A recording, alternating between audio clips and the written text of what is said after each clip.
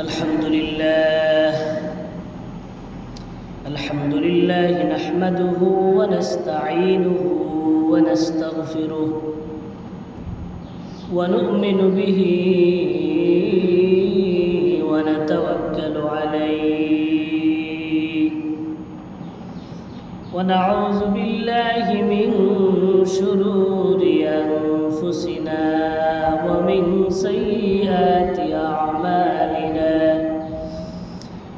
من يهده الله فلا مضل له ومن يضلل فلا هادي له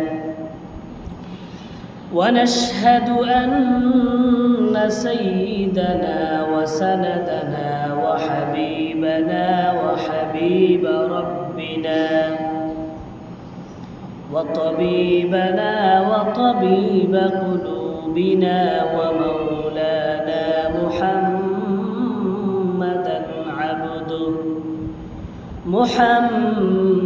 محمدا عبده ورسوله أما بعد فأعوذ بالله من الشيطان الرجيم بسم الله الرحمن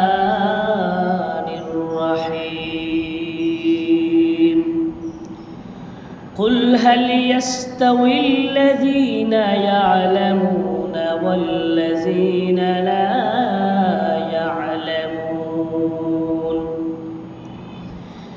وقال تبارك وتعالى في موضع آخر يرفع الله الذين آمنوا منكم والذين أوتوا العلم درجات وعن ابن مسعود رضي الله تعالى عنه قال رسول الله صلى الله عليه وسلم لا حسد إلا في اثنتين رجل آتاه الله مالا فسلطه على هلكته في الحق ورجل آتاه الله الحكمة فهو يقضي بها ويعلمها أو كما قال النبي عليه الصلاة والسلام وقال تبارك وتعالى في شان حبيبه ومحبوبه إن الله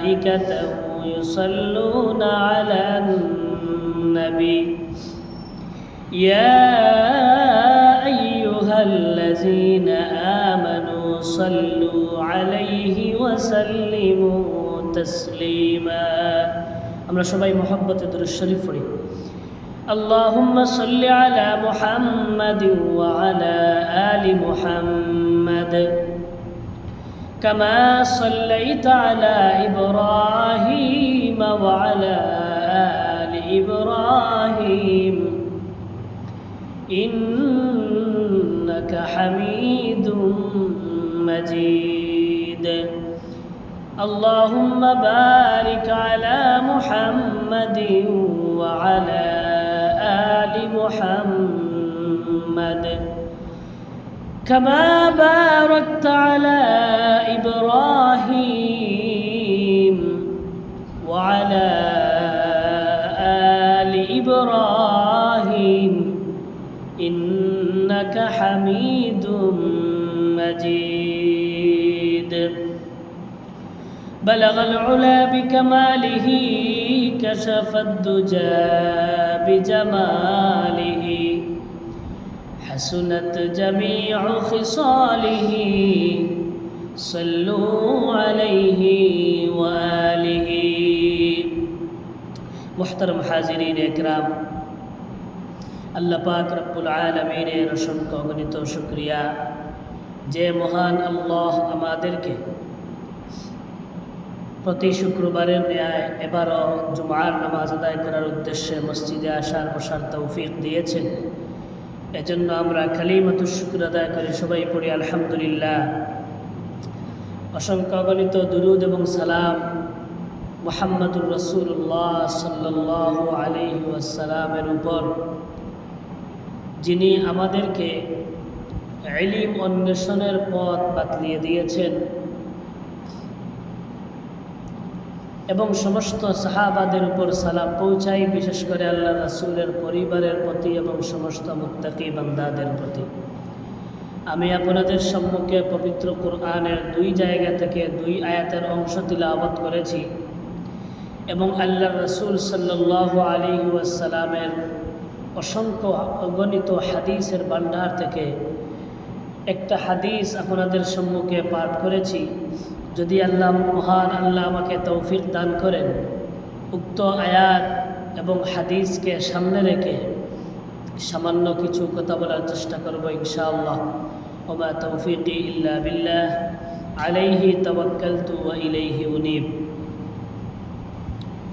আমি আপনাদের সম্মুখে যে আয়াত তিলাওয়াত করেছি, উক্ত আয়াতের মধ্যে এবং যে হাদিস পাঠ করেছি, এই হাদিসের মধ্যে ইলম এবং উলামায়ে কেরামদের সম্মান এবং মর্যাদার কথা বর্ণিত হয়েছে। ইলম এটা বড় গুরুত্বপূর্ণ একটা জিনিস। আপনি কোনো জিনিস আমল করতে হলে আগে ওই জিনিসের ইলম থাকা লাগবে। নামাজ পড়তে হবে, এখন নামাজ যদি পড়া না জানেন তাহলে নামাজ পড়তে পারবেন না। এই জায়গাটার নাম হলো ইলম। ইলমের শাব্দিক অর্থ হলো আল ইদরাক ওয়াল ফাহমু ওয়াল ইয়াকিন ওয়াল মারিফা, জানা, উপলব্ধি করা, দৃঢ় বিশ্বাস, এই সমস্তর নাম শাব্দিক করতে হলো ইলম। পরিভাষায় ইলম বলা হয় ইন্নাহু সিফাতুন মিন সিফাতিন নাফসি, এটা মানবীয় এমন একটা গুণ, তুজিবু তামিজান লা ইয়াহতামিলু আন-নাকিজ ফিল উমুরিল মা'নাবিয়্যা, যে এমন একটা যোগ্যতা অর্জন করা, এমন একটা বিষয়ের যোগ্যতা অর্জন করা, যে বিষয়ের ইলম আপনার বিষয়ে জানা হয়ে গেলে আর এই বিষয়ে কোনো ত্রুটি থাকে না, এটার নাম হলো ইলম। আপনাদের পার্শ্ববর্তী এলাকা মুড়াউড়, তেরাদরম, ওই জায়গার একজন আলিম মৌলভীবাজার টাউন কামিল মাদ্রাসার বড় একজন আলিম ছিলেন, মাওলানা আব্দুল কাইয়ুম সিদ্দিকী। আমি ওনার জানাজায় ছিলাম আলহামদুলিল্লাহ, এবং কবরটাও আপনাদের ওই মসজিদে আসার পর আমি কবরটাও জিয়ারত করেছি। অনেক বড় আলিম, মাসলকান আমাদের থেকে ভিন্ন, কিন্তু অনেক বড় মাফের একজন আলিম। উনার জবান থেকে সরাসরি উনাকে জানাজা ছাড়া, মাঠ ছাড়া আর কখনো দেখি নাই, তবে মোবাইলে ওনার অনেক ওয়াজ শুনেছি।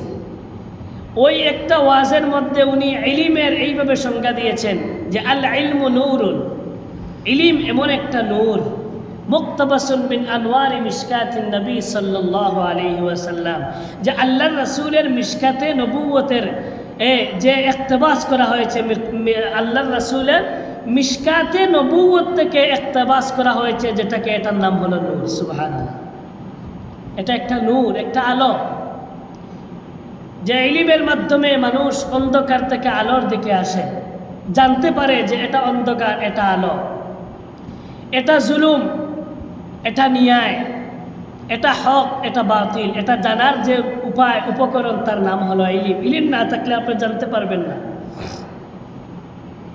এই ইলম 2 প্রকার। প্রথমত একটা হলো ইলমুদ দুনিয়া, দুনিয়াওই ইলম, আর একটা হলো ইলমুদ্দিন, দ্বীনি ইলম। এই দুইটা এক জিনিস না, দুনিয়াওই ইলম এক জিনিস, দ্বীনি ইলম অন্যটা। আমরা যে গণিত, ইংরেজি, বাংলা অনেক বিষয় দিনই জাগতিক অনেক শিক্ষা অর্জন করি, এটাও ইলিম, তবে এটা হলো দুনিয়াবি ইলিম। এটার মাধ্যমে আমরা দুনিয়া জানতে পারি। আর আরেকটা বিষয় হইল ইলমুদ্দিন, দ্বীনি ইলিম, যেটা আল্লাহর পক্ষ থেকে মুহাম্মদুর রাসূলুল্লাহ সাল্লাল্লাহু আলাইহি ওয়াসাল্লামের মাধ্যমে আমাদের পর্যন্ত এসেছে, অর্থাৎ কুরআন এবং হাদিসের যে ইলিম, এটা হলো ইলমুদ্দিন, ইলমে শরীয়ত, যার মাধ্যমে আল্লাহকে চিনা যায়, যার মাধ্যমে আখিরাত চিনা যায়, যার মাধ্যমে জান্নাতে যাওয়া যায়, যার মাধ্যমে কোনটা হক কোনটা বাতিল পার্থক্য করা যায়, হক পথে চলা যায়। এটার নাম হলো ইলমুদ্দিন, ইলমে শরীয়ত তথা কুরআন এবং হাদিসের ইলিম। আর এই ইলিমটা আল্লাহ সবাইকে দেন না, এটা আল্লাহ যার ভালো চান তাকেই দান করেন।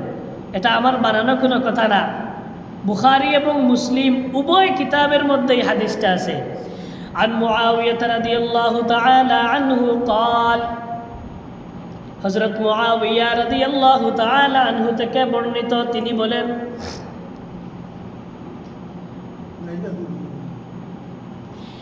قال رسول الله صلى الله عليه وسلم, আল্লাহর রাসূল সাল্লাল্লাহু আলাইহি ওয়াসাল্লাম বলেন, মান ইউরিদিল্লাহু বিহি খায়রান ইউফাক্কিহু ফিদ্দীন, আল্লাহ পাক রব্বুল আলামিন যার ভালো চান তাকে ইলমে দ্বীন দান করেন। সুবহানাল্লাহ। আল্লাহ যার ভালো চান তাকে তাফাক্কুহু ফিদ্দীন, দ্বীনের গভীর জ্ঞান তাকে দান করেন। সুবহানাল্লাহ। তাহলে আল্লাহ যার ভালো চান তাকেই দ্বীনের গভীর জ্ঞান দান করে। ইলম এমন একটা জিনিস, আমরা সবাই জানি হিংসা এটা হারাম। হিংসা হারাম না হালাল? হিংসা করা হারাম, কিন্তু দুই জিনিসে হিংসা করা জায়েজ। যদিও এটার হিংসা থাকে না, এটার আরবি নাম হলো গিবতা, অর্থাৎ ঈর্ষা। যেমন আমরা হাদিস থেকে জানি, এটাও বুখারী এবং মুসলিম উভয় কিতাবের মধ্যে আছে, যে হাদিসটা আমি আপনাদের সম্মুখে খুতবায় পাঠ করেছি। আন আব্দুল্লাহ আন ইবনে মাসউদ রাদিয়াল্লাহু তাআলা আনহু قال, হযরত আব্দুল্লাহ ইবনে মাসউদ রাদিয়াল্লাহু তাআলা আনহু থেকে বর্ণিত, তিনি বলেন, قال রাসূলুল্লাহ সাল্লাল্লাহু আলাইহি ওয়াসাল্লাম, আল্লাহর রাসূল বলেছেন, লা হাসাদা ইল্লা ফি ইসনাতাইন, হিংসা হারাম, হিংসা করা যাবে না, তবে দুই জায়গায় হিংসা করা যাবে। দুই জায়গায়। এক নম্বর, রাজুলিন আতাহুল্লাহু মালা, ওই ব্যক্তির ব্যাপারে হিংসা করা যাবে যাকে আল্লাহ সম্পদ দান করেছেন। ফাসাল্লাতাহু আলা হালাকাতিহি ফিল হক, আর সে ওই সম্পদটা আল্লাহর রাস্তায়, হকের রাস্তায় দান করে, তার ব্যাপারে হিংসা করা যাবে যে সে 1000 আল্লাহর রাস্তায় দিছে, আমি তার চেয়ে অগ্রগামী হয়ে 2000 আল্লাহর রাস্তায় দিব, এটা জায়েজ। সে আল্লাহর রাস্তায় 1 ফুরা দান দিয়েছে, আমি তার উপরে উঠে আল্লাহর রাস্তায় 2 ফুরা দিব, এটা জায়েজ। এই হিংসা জায়েজ। এটা দ্বীনের ক্ষেত্রে যাকে আল্লাহ সম্পদ দিয়েছেন আর সে ওই সম্পদটা দ্বীনের রাস্তায় দান করে, আল্লাহ রাসূল বলেন ওই ব্যক্তির ব্যাপারে, ওই ব্যক্তির বিনিময়ে বিপরীতে তুমি তার সাথে হিংসা করতে পারো। কিভাবে? যে সে আল্লাহর রাস্তায় একটা দিয়েছে, আমি 2টা দিব। সে 10 টাকা দিয়েছে, আমি 20 টাকা দিব। সে 1000 দিয়েছে, আমি 2000 দিব। আমরা কি করি? আমাদের কাছে 10টা নোট আছে, মসজিদে দান করব, ওই 10টার মধ্যে দেখব সবচেয়ে খারাপ কোনটা, ওটা মসজিদে জুম্মায় দিব। আমার কাছে 5 টাকাও আছে, 10 টাকাও আছে, 50 টাকাও আছে, আমি ওই জায়গা থেকে আলাদা করে 5 টাকা মসজিদের জন্য, সবচেয়ে নিম্নমানের, সবচেয়ে কম, ওইটা মসজিদের আল্লাহ রাস্তায় দেই। কেউ তো ওটাও দেয় না। সপ্তাহ যায়, পুরা বছর যায়, মসজিদের বক্সে তার হাতের কোনো টাকা আসে না। এমনও সমাজের মানুষ আছে। যাই হোক, তাহলে আমরা হিংসা হারাম, ঈর্ষা জায়েজ। ঈর্ষা কি? যে আল্লাহ ওই মানুষকে ইলম দান, সম্পদ দান করেছেন, আর সে ওই সম্পদটা আল্লাহর রাস্তায় দান করে, ওই আল্লাহর রাস্তায় দান করার হিসাবে আমি তার চেয়ে অগ্রগামী হব, এই এক ক্ষেত্রে হিংসা জায়েজ। তাহলে এক ব্যক্তি পাইলাম। আরেকজনকে আল্লাহ রাসূল বলেন ওয়ারাজুলিন আতাহুল্লাহুল হিকমা, আরেকজন মানুষ যাকে আল্লাহ হিকমত দান করেছেন, হিকমত ইলম, দ্বীনের ইলম দান করেছেন, ফাহুয়া ইয়াকদি বিহা, সে ওই ইলম অনুযায়ী হিকমত অনুযায়ী ফয়সালা করে, সুবিচার কায়েম করে। ওয়া ইউআল্লিমুহা, আর সে মানুষকে তা শিক্ষা দেয়। তাহলে যাকে আল্লাহ ইলম দান করেছেন, হিকমত দান করেছেন, আর সে ওই ইলম হিকমত দিয়ে সুবিচার কায়েম করে আর ওইটা মানুষকে শিক্ষা দেয়, ওই মানুষের ব্যাপারে আপনিও হিংসা করতে পারেন। কিভাবে? যে সে মানুষকে শিক্ষা দেয়, আমিও শিক্ষা দেব। সে একটা অর্জন করেছে, আমি দুইটা অর্জন করব। এই ইলম অর্জনের ব্যাপারে সে একটা মাসআলা শিখেছে, আমি দুইটা শিখব। সে একটা আয়াত মুখস্থ করেছে, আমি দুইটা মুখস্থ করব। এই ইলমের ব্যাপারে হিংসা করা, ঈর্ষা করা এটা জায়েজ। তাহলে ওই দুই ব্যক্তির ব্যাপারে মাত্র হিংসা করা জায়েজ, নতুবা হিংসা হারাম। এই হাদিসের ব্যাখ্যায় বলা হয়েছে আসলে হিংসা হারাম। যদি জায়েজ হইতো তাহলে ওই দুই ক্ষেত্রে হইতো, যদি জায়েজ হইতো তাহলে ওই দুই ক্ষেত্রে হতো কি, যে একজন মানুষকে আল্লাহ অনেক সম্পদ দিয়েছেন, সে আল্লাহর রাস্তায় সম্পদটা ব্যয় করে, আমিও চাই তার চেয়ে অগ্রগামী হয়ে আরও বেশি আল্লাহর রাস্তায় দান করব। আর একজন মানুষ যাকে আল্লাহ ইলম দান করেছেন, যার মাধ্যমে সে ফয়সালা করে, বিচার কাজ সম্পাদন করে এবং মানুষকে ওই ইলমটা শিখায়, আমিও চেষ্টা করি তার মতো আলিম হয়ে ইলম অর্জন করে সুশাসন প্রতিষ্ঠিত করব এবং আমিও মানুষকে ওইভাবে শিক্ষা দিব। ওই দুই বিষয়ে অপরজন থেকে অগ্রগামী হওয়া, এই হিংসা ঈর্ষা করা এটা জায়েজ। এটা কিতাবের মধ্যে ব্যাখ্যায় বলা হয়েছে এটার হিংসা থাকে না, এটার নাম হয়ে যায় গীবতা, ঈর্ষা।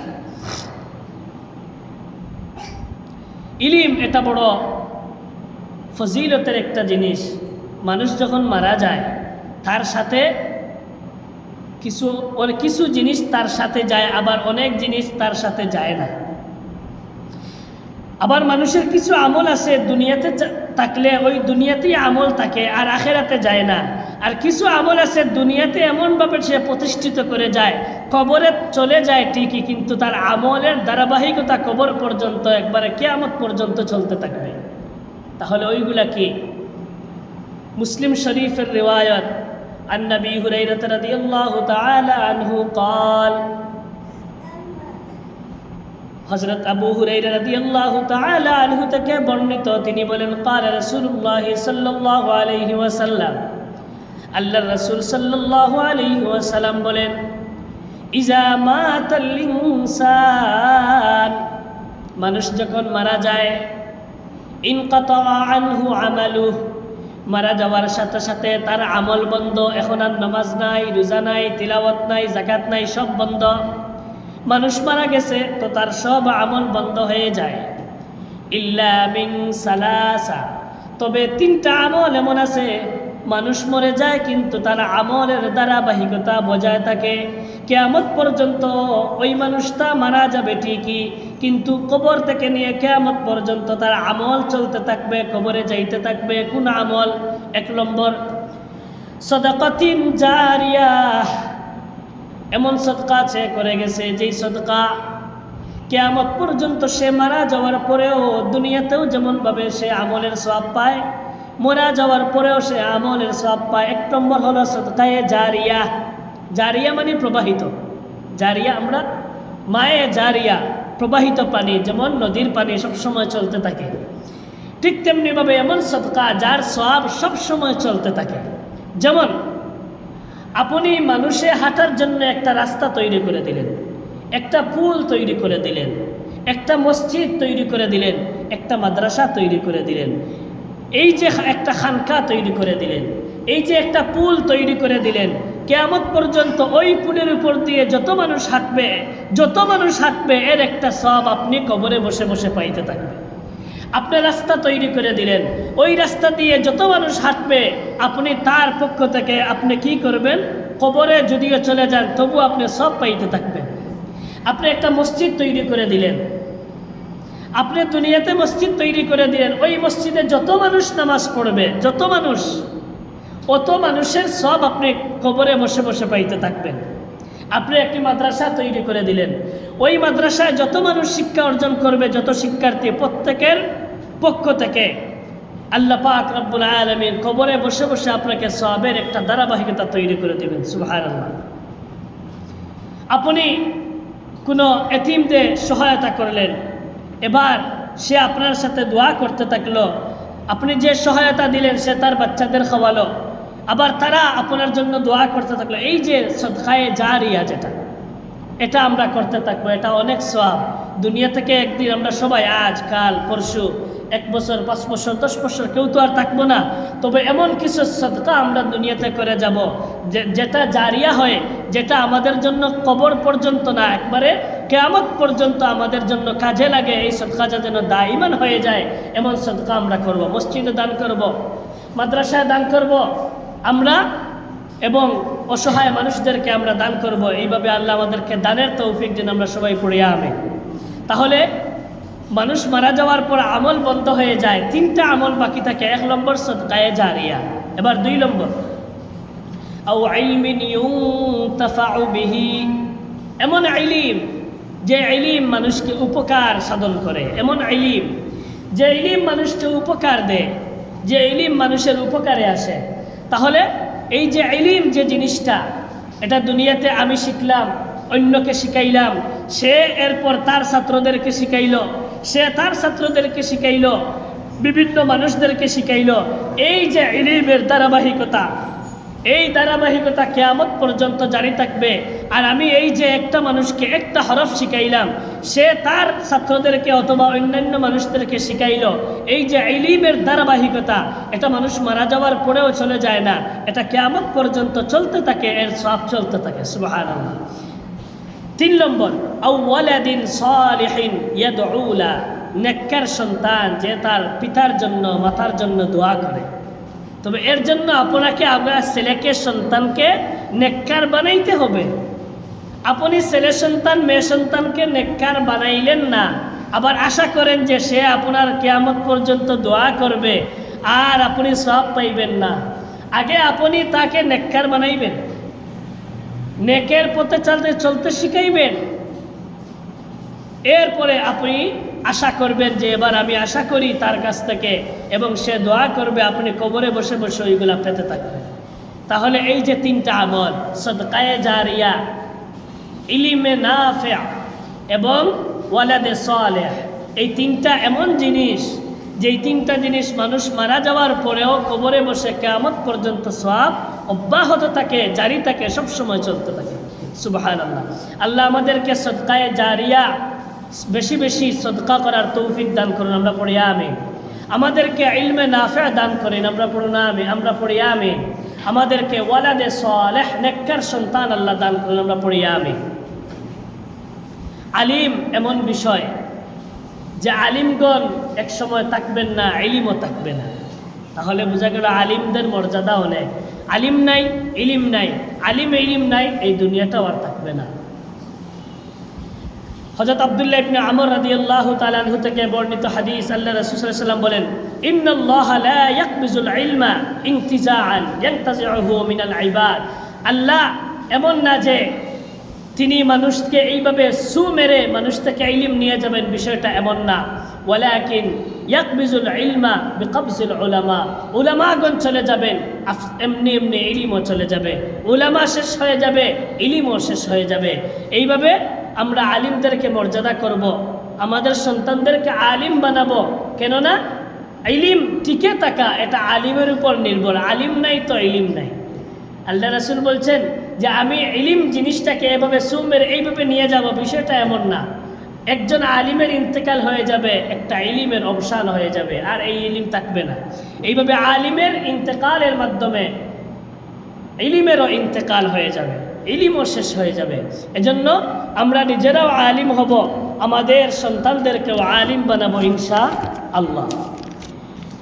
আলিমের মর্যাদার ব্যাপারে সবচেয়ে গুরুত্বপূর্ণ হাদিস তিরমিজি শরীফের রওয়ায়াত, عن أبي الدرداء رضي الله تعالى عنه قال, হযরত আবু দারদা রাদিয়াল্লাহু তাআলা আনহু থেকে বর্ণিত, তিনি বলেন, সামিআতু রাসূলুল্লাহি সাল্লাল্লাহু আলাইহি ওয়াসাল্লাম ইয়াকুল, আমি আল্লাহর রাসূল থেকে বলতে শুনেছি, আমি আল্লাহর রাসূলকে বলতে শুনেছি, আল্লাহর রাসূল বলেছেন, মান সালাকা তরিকান ইয়াতলুবু ফীহি ইলমা সালাকাল্লাহু বিহি তরিকাম মিন তুরুকিল জান্নাহ। ইলম অন্বেষণ করার জন্য কোনো ছাত্র যদি রাস্তা দিয়ে হাঁটে যায়, আল্লাহ রাসূল বলেন, ইলম অন্বেষণ করার জন্য তুমি বাড়ি থেকে বের হয়েছ, রাস্তা অতিক্রম করতেছ, বাহ্যিকভাবে দেখতেছি তুমি রাস্তা অতিক্রম করতেছ, কিন্তু না, মান সালাকা তরিকান ইয়াতলুবু ফীহি ইলমা, ইলম অন্বেষণ করার জন্য রাস্তা দিয়ে হাঁটতেছ, আল্লাহ রাসূল বলেন, সালাকাল্লাহু বিহি তরিকান মিন তুরুকিল জান্নাহ, আল্লাহ তোমার জন্য জান্নাতের চলার পথ সহজ করে দিবেন। সুবহানাল্লাহ। তুমি ইলম অর্জন করার জন্য রাস্তা দিয়ে হাঁটতেছ, দুনিয়ার রাস্তা দিয়ে, আর আল্লাহ তোমার জন্য জান্নাতের পথটা সহজ করতেছেন। সুবহানাল্লাহ। কত ফজিলতের একটা বিষয়। ইলম অন্বেষণ করার জন্য আমরা দুনিয়ার রাস্তায় হাঁটতেছি, আর আল্লাহ আমাদের জন্য জান্নাতের রাস্তা সহজ করে দিয়েছে। সুবহানাল্লাহ। এরপরে আল্লাহ রাসূল বলেন যে তালিবে ইলম, যে ইলম অন্বেষণ করে তার ফজিলত যেন, ওয়া ইন্নাল মালাইকাতা লা তাদাউ আজনিহাতাহা রিজাল লিতালিবিল ইলম, তালিবে ইলমের সন্তুষ্টির জন্য ফেরেশতারা তাদের ডানা তালিবে ইলমের পায়ের নিচে এইভাবে বিছাইতে থাকে। একজন তালিবে ইলম হাঁটতেছে, বাহ্যিকভাবে দেখতেছি আমরা একজন ছাত্র মাদ্রাসায় যাচ্ছে, আবার বাড়িতে আসছে, কিন্তু না, এর হিকমত গভীরতা তো আমরা জানি না। আল্লাহর রাসূল বলতেছেন, বাহ্যিকভাবে আমরা দেখতেছি একজন মানুষ মাদ্রাসায় যাচ্ছে, আবার মাদ্রাসা থেকে আসতেছে, মাদ্রাসার মাঠে খেলতেছে, কিন্তু না, ওয়া ইন্নাল মালাইকাতা লা তাতাউ আজনিহাতাহা রিজাল লিতালিবিল ইলমি, তালিবে ইলম যে ইলম অন্বেষণ করে তার উপর সন্তুষ্ট হয়ে ফেরেশতারা তাদের নূরের ডানা তাদের তালেবে ইলমের পায়ের নিচে এইভাবে রাখতে থাকে। একজন তালেবে ইলম হাঁটতেছে, তো তার পায়ের নিচে ফেরেশতাদের নূরের ডানা তার তালেবে ইলমের পায়ের নিচে তারা এইভাবে বিছাইতে থাকে। ইমাম গাজালি রহমতুল্লাহি তাআলার এই নাম আমরা সবাই জানি, অনেক মশহুর কথা ওনার কাছ থেকে আমরা জানি। ইমাম গাজালি রহমতুল্লাহি তাআলা আলাইহি যখন ছাত্র, তখন তিনি যখন মাদ্রাসায় যাচ্ছেন, দিনী ইলম তলব করার উদ্দেশ্যে মাদ্রাসায় যাচ্ছেন, রাস্তা দিয়ে প্রতিদিন মাদ্রাসায় যান, প্রতিদিন উনার দেরি হয়ে যায়। তো উস্তাদ বলতেছেন যে তুমি প্রতিদিন কেন দেরি করো, কাল থেকে তুমি আর এই রুমের বা ডেস্কে ক্লাসের একবারে পিছনে বসবো না, কাল থেকে প্রতিদিন তুমি সামনে বসবা। ইমাম গাজালি রহমতুল্লাহ তাআলা তখনও ছোটো, তখনও তো আর ইমাম গাজালি হন নাই, এখনও ছোটো। তিনি বলছেন, ঠিক আছে হুজুর, আমি আগামীকাল থেকে আবার সামনে চলে আসব। আবার পরের দিন দেখা যায় তিনি সবার পিছনে পরে আসতেন, তো সবার পিছনে বসতেন। এখানে তো আর সিস্টেম এমন না যে আমি প্রতিদিন দেরিতে আসলেও সামনে বসবো, বিষয় এমন না। যে আগে বসবে সামনে বসবে, যে পিছনে আসবে পিছনে বসবে। ইমাম গাজালির প্রতিদিন দেরি হয়ে যায়, প্রতিদিন উস্তাদের কাছে বলেন যে আচ্ছা আগামীকাল আসবো, সামনে বসবো, আবার কালকে দেরি হয়ে যায়, আবার পিছনে বসেন। এবার উনার শিক্ষক কয়েকদিন পরে বলেন, তোমার কাছ থেকে শুনি বিষয়টা কি, প্রতিদিন কেন লেট হয়, এক দুই দিন কিবা লেট হয়ে গেল, প্রতিদিন কেন লেট হয়? তো ইমাম গাজালি রহমতুল্লাহ তাআলা আলাইহি, আল্লাহ উনার মর্যাদাকে আরো বৃদ্ধি করেন। আমরা সবাই পড়ি আমিন। ইমাম গাজালি রহমতুল্লাহ, আমরা সবাই গাজ্জালি বলি, এটা বল, ইমাম গাজ্জালি বলি, এই গাজ্জালি শব্দটা বল, শব্দ হলো গাজালি। ইমাম গাজালি রহমতুল্লাহ তাআলা আলাইহি তিনি বলেন যে উস্তাদ, আমি প্রতিদিন বাড়ি থেকে যখন রওনা হই মাদ্রাসায় আসার জন্য, তো আমি যখন জমিনে পাও রাখি, তখন দেখি আমার পাওটা রাখার সাথে সাথে আমার পায়ের নিচে বিদ্যুতের মতো চমকায়। তো আমি পিছনে যাই, আবার সামনে অগ্রসর হই, এইভাবে আস্তে আস্তে আস্তে আস্তে আমার দেরি হয়ে যায়। তো উস্তাদ তো ইমাম গাজালির উস্তাদ তো কেমন হবেন বুঝতে পারছেন। ওই হাদিসটা যখন আল্লাহ রাসূলের মনে হয়ে গেল, ওয়া ইন্নাল মালাইকাতা লা তাদাউ আজনিহাতাহা রিজাল লিতালিবিল ইলমি, তালিবে ইলমের উপর সন্তুষ্ট হয়ে নূরের তৈরি ফিরিস্তারা তালেবে ইলমের পায়ের নিচে এইভাবে তাদের নূরের ডানাগুলো বিছিয়ে দেয়। এই হাদিসটা যখন ওনার মনে হয়ে গেল তখন বললেন ইমাম গাজালি, এটা স্বাভাবিক কোনো বিষয় না। তালেবে ইলমের পায়ের নিচে ফেরেশতারা তাদের ডানাগুলো নূরের ডানা বিছিয়ে দেয়, ওই ডানাতে তোমার পা লাগে তো বিদ্যুৎ চমকায়। এটা সবার চোখে বাসে না, সবার চোখ তো সমান না, সবার কলবও সমান না, সবার চোখও সমান না, সবার আমলও সমান না, সবার মর্যাদাও তো সমান না। উনি তো ইমাম গাজালি, আল্লাহ ওনার মর্যাদা আরো বৃদ্ধি করে দেন। এরপরে আল্লাহ রাসূল বলছেন, ওয়া ইন্নাল আলিমা ইস্তাগফিরু লাহু মান ফিস সামাওয়াতি ওয়া মান ফিল আরদ। আলিমের জন্য আসমানবাসী এবং জমিনের সমস্ত মাখলুক আলিমের জন্য দোয়া করতে থাকে, ইস্তিগফার করতে থাকে, ক্ষমা ঘোষণা করতে, ক্ষমার জন্য আল্লাহর কাছে চাইতে থাকে। একজন আলিমের জন্য দুনিয়ার যত মাখলুক এবং আসমানে যত মাখলুক সবাই একজন আলিমের জন্য ইস্তিগফার করতে থাকে। সুবহানাল্লাহ। ওয়া ইন্নাল আলিমা, একজন আলিমের জন্য ইস্তাগফিরু লাহু, ক্ষমা ঘোষণা করতে থাকে, ক্ষমা চাইতে থাকে। মান ফিস সামাওয়াতি ওয়া মান ফিল আরদ, আসমানে যারা আছে জমিনে যারা আছে সবাই একজন আলিমের জন্য ইস্তিগফার করতে থাকে, আল্লাহর কাছে ক্ষমা চাইতে থাকে। তাহলে আলিমের কত মর্যাদা। এরপরে আল্লাহ রাসূল ওয়াল হাইতানু ফি জাওফিল মা, এমনকি নদীর ভিতরে, সাগরের ভিতরে, পুকুরের ভিতরে যে মাছগুলা, ওই পানির ভিতরে মাছগুলাও আলিমের জন্য ক্ষমা চাইতে থাকে, আল্লাহর কাছে ইস্তিগফার করতে থাকে আলিমের জন্য। ওয়া ইন্না ফাদলাল আলিমি আলাল আবিদি কাফদলিল কমারি লাইলাতাল বদরি আলা সাইরিল কাওয়াকিব। আসমানে অনেক তারকা আছে, তবে সকল তারকার চেয়ে পূর্ণিমার চাঁদের মর্যাদা অনেক বেশি। আল্লাহ রাসূল বলেন, আসমানের তারকার চেয়ে পূর্ণিমার চাঁদের মর্যাদা যেমন বেশি, তেমনভাবে আবিদের তুলনায় আলিমের মর্যাদাও তেমন বেশি।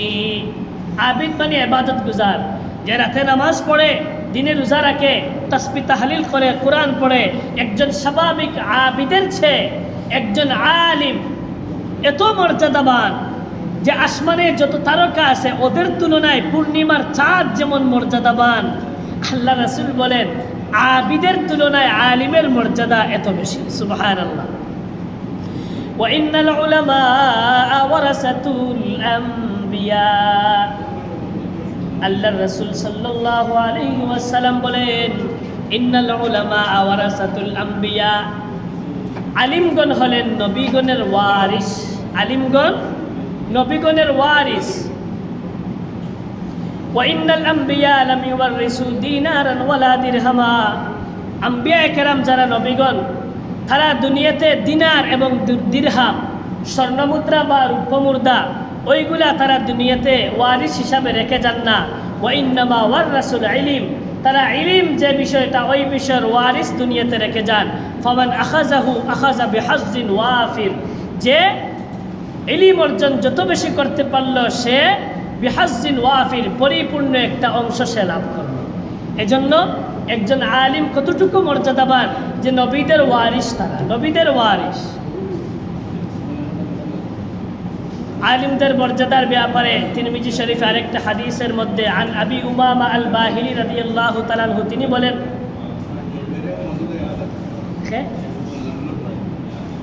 1000 টাকা মসজিদে দান করছেন।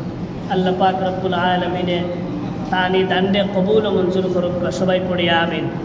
দুনিয়া এবং আখিরাতর কামিয়াবি দান করুক এবং সমস্ত মুর্দেগান দিয়ে আল্লাহ মাফ করে দেব। কোনো বালা মুসিবত অসুবিধা থাকলে আল্লাহ দূর করে দেব, আমিন। হযরত আবু উমামা আল বাহিলি রাদিয়াল্লাহু তাআলা আনহু থেকে বর্ণিত, তিনি বলেন যে আল্লাহর রাসূলের কাছে একবার দুই মানুষের আলোচনা হলো।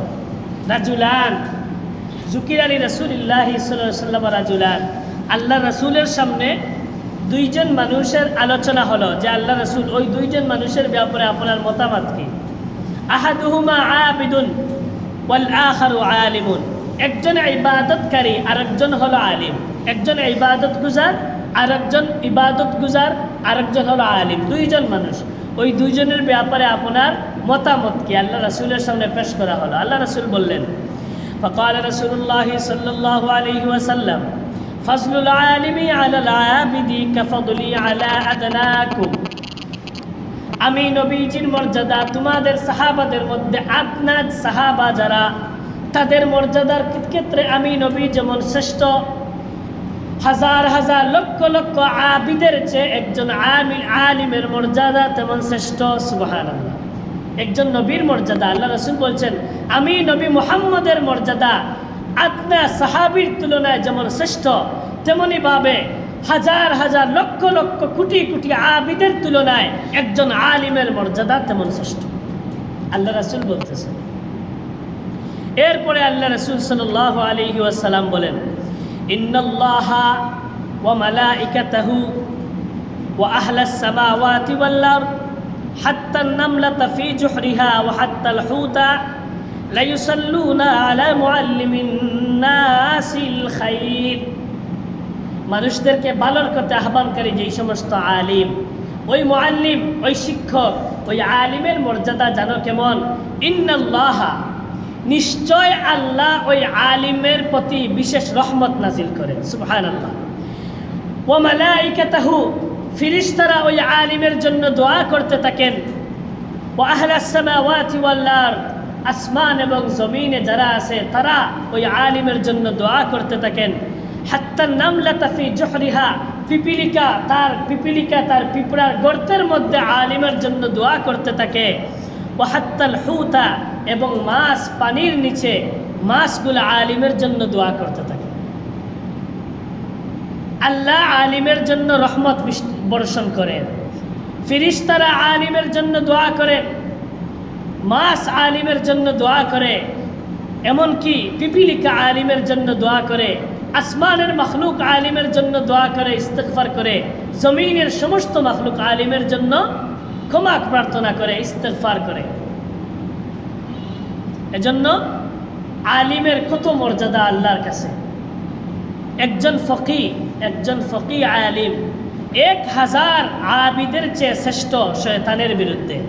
তিরমিজি শরীফের রওয়ায়াত হযরত ইবনে আব্বাস রাদিয়াল্লাহু তাআলা আনহু থেকে বর্ণিত হাদিস, আল্লাহ রাসূল বলেন ফাকিহুন ওয়াহিদুন একজন ফকি আলিম আশাদ্দু আলা শাইতান শয়তানের বিরুদ্ধে মিন আলফি আবিদিন 1000 আবিদের তুলনায় শ্রেষ্ঠ। 1000 আবিদের তুলনায় একজন আলিম ফকি শ্রেষ্ঠ শয়তানের বিরুদ্ধে। এই ইলম অর্জন করা এটা প্রত্যেক মুসলমানের উপর ফরজ, এটা আমরা সবাই জানি। আনাস রাদিয়াল্লাহু তাআলা আনহু, আনাস ইবনে মালিক রাদিয়াল্লাহু তাআলা আনহু থেকে বর্ণিত হাদিস, আল্লাহ রাসূল বলেন তালাবুল ইলমি ফারিদাতুন আলা কুল্লি মুসলিম। প্রত্যেক মুসলমানের উপর দ্বীনি ইলম তলব করা এটা ফরজ। ইলম দুই প্রকার, একটা হইল ইলমে যে ইলমটা ইলম দুই প্রকার। এই যে আল্লাহ রাসূল বলেন তালাবুল ইলমি ফারিদাতুন আলা কুল্লি মুসলিম, এই কোন ইলম? যেটা অর্জন করা প্রত্যেকের উপর ফরজ। এই ইলম হলো যেই ইলম অর্জন না করলে নামাজ হয় না, যে ইলম অর্জন না করলে রোজা কিভাবে রাখা যায় জানা যায় না, যাকাত কিভাবে দেওয়া যায় জানা যায় না, হজ কিভাবে করা যায় জানা যায় না। অর্থাৎ একজন মুসলমানের, একজন আলিমের না, একজন মুসলমানের স্বাভাবিক আপনার সবার জন্ম থেকে নিয়ে মৃত্যু পর্যন্ত অথবা বালিগ থেকে নিয়ে মৃত্যু পর্যন্ত চলতে গেলে আমাদের জীবন পথে যতটুকু ইলম দরকার অতটুকু অর্জন করা প্রত্যেকের উপর ফরজ। আর ইলমে ফিকহের জ্ঞান, ইলমে বালাগতের জ্ঞান, ইলমে তাফসীর, এইটুকু গভীর জ্ঞান অর্জন করা এটা সবার উপর ফরজ না, এটা ফরজে কিফায়া। এক ইলম অর্জন করা হলো ফরজে আইন, আরেকটা ইলম অর্জন করা হলো ফরজে কিফায়া। ফরজে আইন কোনটা আর কিফায়া কোনটা? বলে ফরজে আইন হলো সেই ইলম যেটা অর্জন না করলে আমার নামাজ কিভাবে হয় আমি জানি না, এটা সবার উপর ফরজ। যেটা অর্জন না করলে আমার ঈমান থাকে কিনা কোন কথা এটা জানা প্রত্যেকের উপর ফরজ। আমি রমজানের রোজা রাখবো, এটা তো শুধু আলিমের উপর ফরজ এমন না, সবার উপর ফরজ। তাই রমজানের রোজা কিভাবে রাখা লাগে না রাখা লাগে, কিভাবে সাহরি খাওয়া লাগে, ইফতার, এই জ্ঞান অর্জন করে এটা প্রত্যেকের উপর ফরজ। কিন্তু আপনি ইলমে তাফসীর অর্জন করা, ইলমে ফিকহ অর্জন করা, বালাগত অর্জন করা, ইলমে মন্তিক, এই সব ইলম একসাথে আপনার মেধার মধ্যে যাচাই করা এটা সবার পক্ষে সম্ভব না। এজন্য এটা ফরজে কেফায়া। আপনার বিশাল এক সমাজের মধ্য থেকে একজন আলিম হয়ে গেলে উনি বাকি মানুষদেরকে সতর্ক করে দিবেন। কোরআনের আয়াত, ফালাউলা নাফারা মিন কুল্লি ফিরকাতিন মিনহুম তাইফাতুল লিয়াতাফাক্কাহু ফিদ্দীন, তোমাদের বিশাল এক জমাত থেকে কিছু মানুষ কেন বের হয় না আল্লাহর রাস্তায়? এই জন্য যে তারা তাফাক্কুহ ফিদ্দীন অর্জন করবে, আর যারা জানে না তাদেরকে জানিয়ে দেবে। সুবহানাল্লাহ। এজন্য কিছু ইলম অর্জন করা প্রত্যেকের উপর ফরজ, কিছু ইলম অর্জন করা প্রত্যেকের উপর ফরজ না, কিছু মানুষের জন্য ফরজ। ইলম অর্জনকারীর মর্যাদা, আল্লাহ রাসূল বলেন, মান খারাজা ফি তলাবিল ইলমি ফাহুয়া ফি সাবিলিল্লাহি হাত্তা ইয়ারজিআ। কোনো মানুষ ইলম অর্জন করার জন্য বাড়ি থেকে বের হলো, বাড়িতে ফিরে আসা পর্যন্ত সে ওই রাস্তায় যত সময় থাকবে ততক্ষণ সে আল্লাহর রাস্তায় থাকবে। সুবহানাল্লাহ। এখন একজন মানুষ ছাত্র মাদ্রাসায় থাকে, বোর্ডিংয়ে থাকে, লজিংয়ে থাকে, বা বাড়িতে আপনার ছেলে মেয়ে পড়ে, ওই মাদ্রাসায় যখন যায় আবার বাড়িতে আসে, যতক্ষণ মাদ্রাসায় থাকে অথবা যতক্ষণ ইলম অর্জন করার জন্য সে রাস্তায় থাকে, আল্লাহ রাসূল বলেন সে ততক্ষণ আল্লাহর রাস্তার মধ্যে থাকে। সুবহানাল্লাহ। এবার কোরআন শিক্ষার ব্যাপারে আল্লাহ রাসূলের নির্দেশ। আল্লাহ রাসূল বলেন, তাআল্লামুল ফারাইজা ওয়াল কোরআন, তোমরা ইলমে ফারাইজ এবং কোরআন তোমরা শিখো, কোরআন শিখো। ওয়াল্লিমুন নাস, এবং মানুষকে তা শিখাও। নিজেও কোরআন শিখো, মানুষকেও কোরআন শিক্ষা দাও, তোমাদের ছেলে মেয়েদেরকে শিক্ষা দাও। নিজেও শিখো এবং ছেলে মেয়েদেরকেও শিক্ষা দাও। কোরআন শিক্ষা করা আল্লাহ রাসূলের নির্দেশ, এটা আমল, এটা করতেই হবে। তালিবে ইলমের ব্যাপারে আল্লাহ হযরত হাসান বসরি, আমরা সবাই নাম জানি, হাসান বসরি, রাবিয়া বসরি, এই নামগুলো তো আমরা সবাই জানি। এই হাসান বসরি তিনি সাহাবী ছিলেন না, তিনি সাহাবীকে দেখেছেন কিন্তু আল্লাহ রাসূলকে দেখে নাই, মানে তিনি তাবেঈ। হাসান বসরি রহমতুল্লাহি তাআলা তিনি বলেন যে আল্লাহ রাসূল সাল্লাল্লাহু আলাইহি সাল্লাম বলেছেন, মান জাআহুল মাউত ওয়া হুয়া ইয়াতলুবুল ইলমা, কোনো মানুষ ওই অবস্থায় মরল যে সে ইলম অর্জন করে, এখন সে বৃদ্ধ হোক, জোয়ান হোক, ছাত্র হোক, ইলম অর্জন করা অবস্থায় যদি কোনো মানুষ মারা যায়, আল্লাহ রাসূল বলেন লিউহিয়া বিহিল ইসলাম, আর তার উদ্দেশ্য তাকে ইসলামকে জিন্দা করবে। ইসলাম জিন্দা করার জন্য কোনো মানুষ যদি ইলম অর্জন করে, ওই ইলম অর্জন করার অবস্থায় যদি কোনো মানুষের মৃত্যু হয়ে যায়, ফাবাইনাহু ওয়া বাইনান নাবিয়্যিন, কিয়ামতের দিন হাসরের মাঠে ওই তালেবে ইলম যে মারা গেছে তার আর নবীদের মর্যাদা অথবা তাদের সমান সমান, আল্লাহর রাসূল এবং নবীদের মর্যাদার পরেই তাদের মর্যাদা হয়ে যাবে। ও দারাজাতুন ওয়াহিদাতুন ফিল জান্নাহ, এক দরজা, অর্থাৎ নবীদের মর্যাদার শেষ, তাদের মর্যাদা শুরু। নবীদের মর্যাদার পরেই তাদের মর্যাদা। কাদের? যারা ইলম অন্বেষণ করার রাস্তায় মারা যায়। অনেক ছাত্র মাদ্রাসার বোর্ডিংয়েও মারা যায়, লজিং বাড়িতেও মারা যায়, অনেক মানুষ শিক্ষা দরস দিতেছে মাদ্রাসার মুআল্লিম অবস্থায় মারা যায়। আল্লাহ রাসূল বলেন ওই যে ইলম শিক্ষা গ্রহণ এবং শিক্ষা দেওয়া অবস্থায় যারা মারা যায়, আল্লাহ রাসূল বলেন ওই মারা যাওয়া মানুষটা নবীদের স্তর পরেই তাদের স্তর। সুবহানাল্লাহ। নবীদের স্তরের পরেই তাদের স্তর জান্নাতে। আরও মর্যাদার ব্যাপারে আল্লাহ রাসূল বলেন, লাস্ট হাদিস, আল্লাহ রাসূল বলেন মান তালাবাল ইলমা, যে ইলম অর্জন করে, ফাআদরাকাহু কানা লাহু কিফলান মিনাল আজরে ফাইন লাম ইউদরিকহু কানা লাহু কিফলুম মিনাল আজরে। আপনার ছেলে মেয়ে অথবা আপনি নিজে ইলম অর্জন করতেছেন, এভাবে করতে করতে আপনি ইলম এক সময় আর আলিম হতে পারলেন না, আর আরেকজন আলিম হলো, আল্লাহ রাসূল বলেন যে আলিম হলো তার ডাবল সওয়াব, আর যে ইলম অর্জন করতে গেল কিন্তু আলিম হতে পারলো না, আল্লাহ রাসূল বলেন তারও একটা সওয়াব। সুবহানাল্লাহ। তাহলে ইলম অর্জন করা এটা কতটুকু ফজিলতের। ইলম যদি অর্জন হয়ে যায় ডাবল সওয়াব, আর যদি অর্জন না হয় একটা সওয়াব। আপনারা ছেলেকে দিয়েছেন হাফিজ হওয়ার জন্য, হাফিজ হয়েছে ডাবল সওয়াব, আবার হাফিজ হয় নাই চেষ্টা করেছে তবুও একটা সওয়াব। আলিম হওয়ার জন্য দিয়েছেন, ভাগ্যক্রমে আলিম হয়ে গেছে ডাবল সওয়াব, আলিম হয়ে নাই তবুও দেওয়ার জন্য একটা সওয়াব। সুবহানাল্লাহ। এটা ইলম অর্জনকারীর জন্য। আল্লাহ পাক রব্বুল আলামিন আলিমের মর্যাদা আরও বৃদ্ধি করে দেন, আর আমরাও আলিম হব। আল্লাহ রাসূল বলেন কুন আলিমান আও মুতাআল্লিমান আও মুহিব্বান আও মুঈনান ওয়া লাম তাকুন খামিসা, তোমরা আলিম হও, কুন আলিমান আও মুআল্লিমান, অথবা শিক্ষক হও, হয়তো আলিম হও শিক্ষার্থী, অথবা শিক্ষক হও, অথবা সাহায্যকারী হও, অথবা তাদেরকে মহব্বতকারী হও, হয়তো আলিম হও অথবা আলিমান আও মুতাআল্লিমান অথবা শিক্ষার্থী হয়, ছাত্র হও, হয়তো আলিম শিক্ষক অথবা ছাত্র অথবা মহব্বতকারী অথবা সাহায্যকারী। ওয়ালাম তাকুন খাইমিসান, ফেসবুকে তাদের বিরুদ্ধে লেখালেখি এমন হয় না, বিপরীত হয় না। কোন আলিমান, আলিম হও, মুতাআল্লিমান অথবা তোমরা শিক্ষার্থী হও, মুহিব্বান তাদেরকে মহব্বত করো, আও মুঈনান অথবা তাদেরকে সাহায্য করো। ওয়ালাম তাকুন খামিসান, এই সাইটটার বাইরে 5 নম্বরও আর যাইও না, 5 নম্বরও যাইও না। এর জন্য আলিম মানুষ দুষ্টুটি থাকবে, আমারও থাকবে, আমিও তো একজন আলিম হিসাবে এখানে বসেছি, আমারও দুষ্টুটি থাকবে, আপনারও থাকবে। এই দুষ্টুটির জন্য তোমরা আলিমের জন্য 5 নম্বরে যাইও না, ওই সাইটটার ভিতরে থাকিও।